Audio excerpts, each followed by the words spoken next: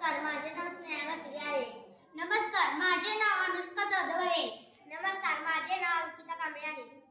आज आम्ही तिघी 15 ऑगस्ट विषयी एक तुम्हाला कविता सांगणार आहे. ती तुम्ही शांतचित्ताने ऐकून घ्यावी अशी माझी नम्र